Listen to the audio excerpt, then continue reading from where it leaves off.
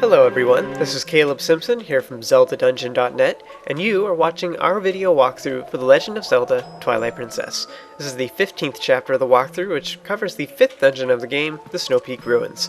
This chapter runs a little over 50 minutes and is going to be broken up into 6 videos. As soon as you enter, you'll see a cutscene showing off the entrance to the mansion. Once that's over with, you want to run forward and speak with Minda to transform into a wolf.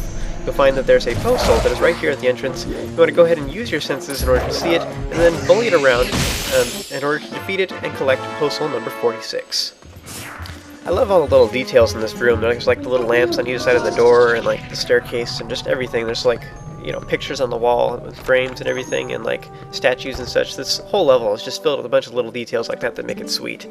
So, anyways, with that, you want to go ahead and transform into your Hylian form, and then head on through the next door. This room looks awful cozy, doesn't it? You'll meet a new character over by the fireplace who beckons you over to her. She introduces herself as Yeta, the wife of the Yeti man Yeto, whom we met earlier, and strangely, she has a more human appearance. I suppose the only thing that really makes her look large is just the quilt outfit she's wearing. She has no arms, so it's kind of strange. Anyway, she says that she's gotten pretty sick, and a bunch of bad things have been happening ever since they brought that mirror shard home, so eventually they decided to lock it away in the bedroom up on the 3rd floor. To help you find the mirror shard, she gives you a map of the mansion and marks the room where she thinks they left the key, and asks you to go ahead and bring it to her so that she can help you out further. With that, she will unlock the nearby doorway, gaining us access to the kitchens.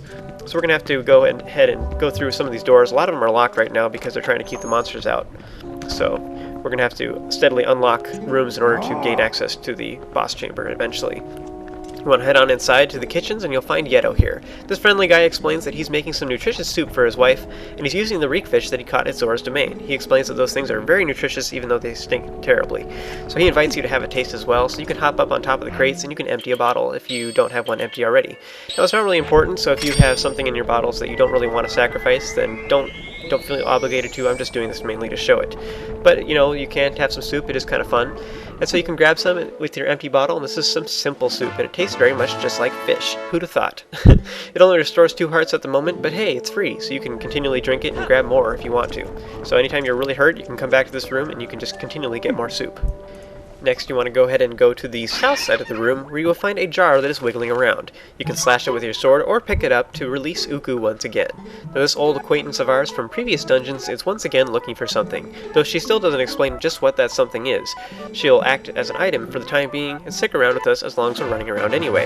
You can use her as an item in order to teleport out of the dungeon in case you need anything, or just want to take a break for a while. With that, you want to go ahead and run to the door to the north, which is open now. So you can, you know, like I say, you can come back to this room anytime you want in order to get more soup. So in that way you can actually come back here and you can get all the way back up to full health.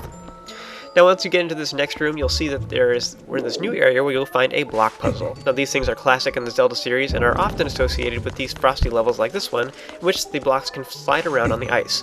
Now the goal of this particular puzzle is to push down the lone switch and keep it down. In order to do that, we're going to have to push the blocks on top of it. You want to push the one that is next to the switch into the corner there, and then you want to use the other block to push against it. This will keep it from continuing to slide, and you'll be able to push this second block onto the switch. This will keep the switch pressed down in order to open the door for good and allowing us to enter this new area and venture deeper into the mansion.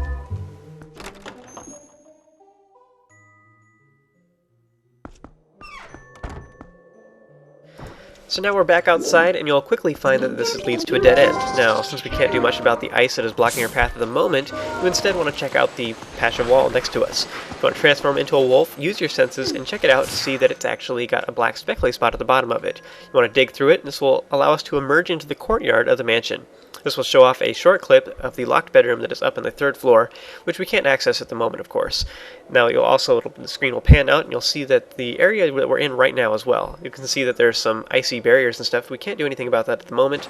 There's also a cannon that we'll be able to access much later on. Right now, we can't do anything with that either.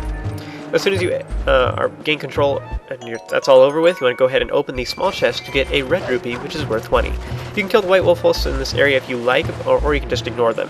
You want to head over to the little mound that is kind of in the middle of this area and dig down through the soft snow next to it. This will unveil a small chest which you can open to find a small key. With that in hand, you want to transform into your Hylian form again, you can enter the next doorway.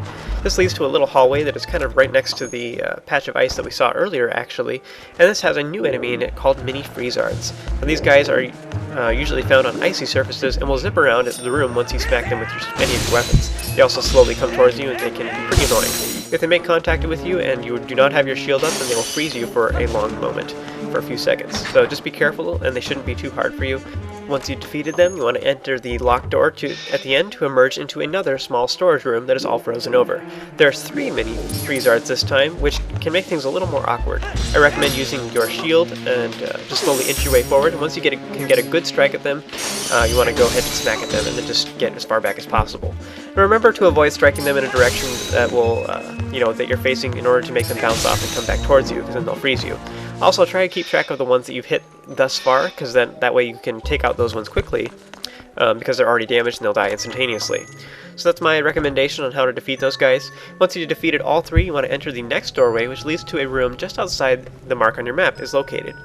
A short scene will show the large chest through the stylish iron bars, which obviously is our goal. You want to start heading towards the doors, and as soon as you get close to them, as soon as you approach it, then a new type of enemy will then appear and they'll fall from the ceiling. Now these are Chilfos, and in my opinion they're some of the hardest and most awkward enemies in the game. You can defeat them fairly easily by backing up and Z-targeting them and shooting bomb arrows at them as you strafe. Now if you'd like to do it a bit more of a challenge, you can try using bombs in order to get the initial strike in and then run in with your sword to finish them off. Remember that every time that they pull out another ice spear out of the ground, they're actually back to full health essentially, so also bear in mind that they can throw their spears as well, so when fighting more than one at a time, try to be really careful. One trick you can do is you can stand in between, like far enough away that they can't smack you at melee range, but close enough that they can't throw spears at you either. Also, your hidden skills are very effective against them. My personal favorite for one-on-one is the Helm Splitter, which is guaranteed to kill them every time if you can manage to pull it off. Once they're both defeated, the door will unlock, gaining us access to the large chest that we saw before. Head inside to open it to get the Ordon Pumpkin. Now this must be some kind of cruel joke, and Minda will appear and say as much, telling you that you should go back and talk to Yeta and see if she remembers anything else. You want to enter the next doorway to get a shortcut back to the kitchen. Now from here you would just want to climb the crates and hop off onto the ice straight ahead, and then just enter the next doorway. So that's all the time I have for this video, guys. Join me for the next one, and I will meet up with you guys in the kitchen. You don't really get to say that every day.